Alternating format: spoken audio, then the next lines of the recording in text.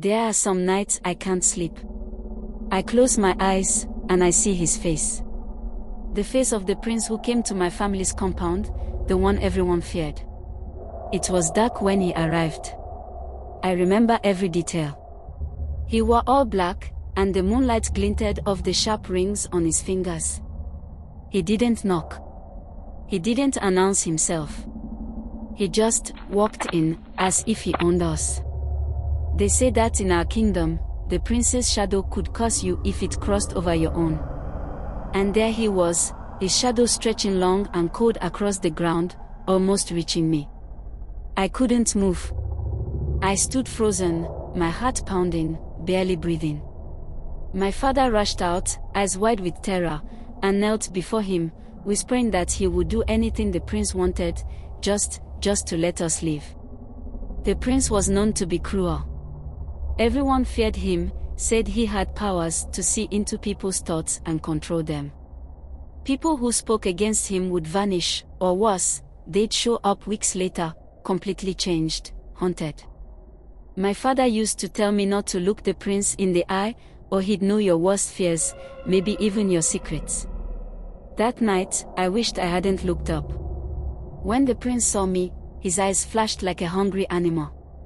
He smiled, but there was no warmth in it. He stepped closer, his shadow swallowing mine, and I felt this cold grip on my chest, like I was trapped. Then he spoke.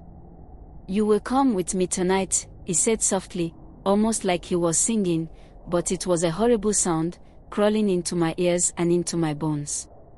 My father started begging, saying he'd give him our cows, our land, anything. But the prince wasn't listening. His eyes stayed fixed on me. He didn't even blink. "I have been watching her," he said, and my heart sank.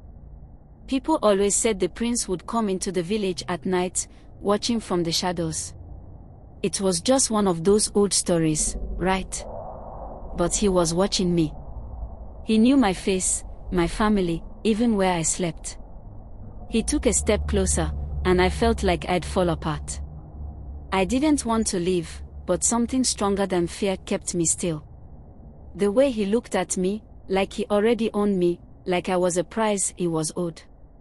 My mother ran out, throwing herself on the ground, sobbing for him to let me go. I could hear my little brother crying somewhere inside the house. Finally, the prince just laughed, a low sound, almost like a growl. "You should be grateful," he said to my parents, "that I have even considered her worthy." Then he reached out his hand to me, like he expected me to just take it. I remember the glint of his rings, each one with a sharp, jagged stone, like claws. I looked down, refusing to meet his gaze, trying to make myself as small as possible. My father kept saying, "No, please, please," but it was like he was a ghost. And then I did the only thing I could think of. I ran. I didn't look back, I just ran toward the fields. I heard him shouting after me, furious, promising things I can't even repeat, curses that still make me shiver. I felt like his words were following me, clawing at me, reaching for my skin. I didn't stop until I reached the river, where people said he couldn't cross, where his powers ended. I collapsed there, panting, but I still felt his shadow crawling over me, thick like smoke.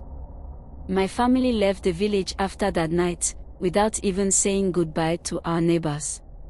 We couldn't risk it. My parents wouldn't tell anyone where we were going, and I still don't know if we ever got their forgiveness. I heard rumors later. They said the prince had died, but sometimes people still saw shadows moving where they shouldn't, especially near where young girls lived.